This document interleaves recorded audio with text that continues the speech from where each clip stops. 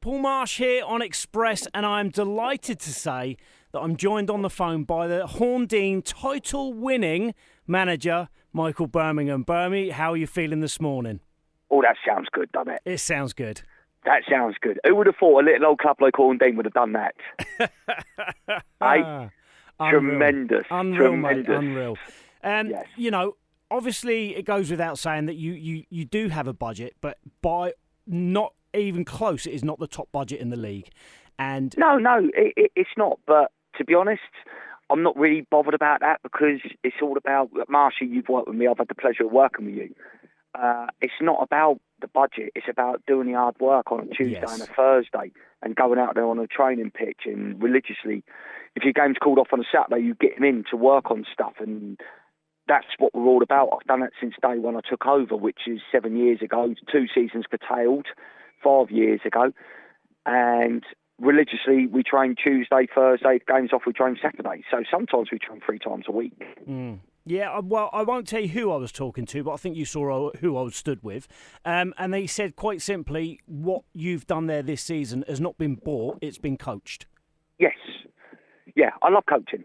It's a big passion of mine. I wish I got into it a little bit earlier. I should have retired at 26 when I first thought about it, to be honest. And I've gone into that job, and fair play to Horndean Football Club. They gave me the opportunity, but also fair play to Paul Kelly. Paul Kelly took a gamble on me when I was Managerial number 2 and gave me the under-18s job. And unfortunately, when Pete Stiles left, he offered me the reserve team manager job, but also Horndean put a 7-day approach to me. And I wanted to be a number 1. I said to Miles Rutherford when I worked with him, who's an unbelievable man, by the way, I said to him I wanted to be a number 1. He offered me the number 1 job. He'd go and take it upstairs. But I felt I had to, how can you say, but probably have my teeth in, which under 18s is not easy, by the way. No. It's not easy. And listen, it is what it is. I've been very, very fortunate. I've got an unbelievable set of lads, and they've bought into what I'm trying to do and achieved. Yeah, well, you know, obviously, I'm trying to think how many years you've been there now. You've been there 5, 6 years? 6, 7 No, years? I've been there 7 years, but 2 were years. curtailed. Right, 7. okay. So I've been there realistically 5 full years. Yeah, and each... That's not bad for someone who ain't won a cap. No. It's amazing you're still in a job, mate, to be honest with you. Yes. But each year you have been top 4, top 3. You've been up there every single year. And when I spoke to, obviously I've been speaking to assistant manager Jason Mann throughout the season. Yes. He has just said every time I've tried to push him a little bit and ask him, you know, do you think you can do this? Do you think you can win it? He said, one game at a time. One game at a time. And that's exactly what you've done all season. You've gone about your business quietly, just quietly winning those games. And it's only in the last 2 months where people have really sat up and took notice. Yeah. The thing is, Marshy, like I've said to you before, when you've worked underneath me, we don't do our mouth in on social media. I said to the boys at pre-season when I signed the likes of Tommy Scott and Chad Field agreed to stay and everything like that. Who's a linchpin, by the way, Chad. He's massive. Yes, I thought he was. In the last few games, he's been fantastic, but the whole season he's been fantastic. He has, and it was important we kept him. And the vultures were out after him, the Great White Season, as I call it, in pre-season. And the Great Season, he agreed to stay with us. And he's been absolutely... When you can get the likes of Chad Field and you can convince him you're done to win a league, because even though AFC Portchester... Son Brett Pittman, I knew then we were under the radar. Yeah. I knew we were under the radar because everything's going to be focused on Brett Pittman. Everything's going to be focused on AFC Portchester. And I've seen James Cowan out a couple of times. And listen, I just said, it's got to be tough at AFC Portchester because every single week they've got to be 150% at their maximum. Got to, because it's everyone's cup final. Yeah. And I said to the boys at Christmas when I asked for the Christmas period off, because my boys give me a lot, and I said I wanted them to have 2 weeks off, be around their families, enjoy Christmas, enjoy everything, because their families give up a lot of time, especially at Horndean Football Club and me. And I just said to them, when we were 13 points away from them, we're games out, I just said, don't worry, do not worry, trust me, we'll be fine. Yeah. And that was sort of how it was. We had like a second mini pre-season at Christmas, and I think that showed as well.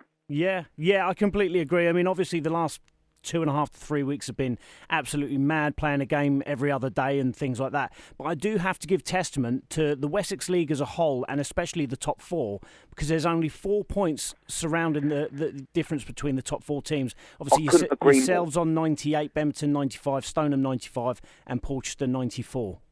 Yeah, I could not agree more. I think the advertising, what those four clubs have done to the Wessex League, just shows how powerful the Wessex League has been. And it's always the hardest league to win because you only get one team that go up. And do you know what? We've done it. So I don't really care. Oh, mate, it's been an unbelievable season. Like you say, I have worked with you. I've got nothing but praise to say about you whenever anybody asks. Nothing but positive things, because not only yourself, but, you know, we have to give credit to Manor, Dutchy, Ollie, Phil, the whole team there. Just absolutely brilliant. Everything you guys do, you coach the right way. It's an unbelievable team to be around. Listen, I've had Dutchy. Dutchy, I still remember now. I just phoned him actually before I spoke to you, Marsh, and said, "Do you remember 7 years ago? We walked down Southsea Seafront and sat on a park bench. I said, you know, we can do this." And he just giggled on the phone and went, "Yes, I've had Dutchy there for 7 years. I've had Manor there for 7 years.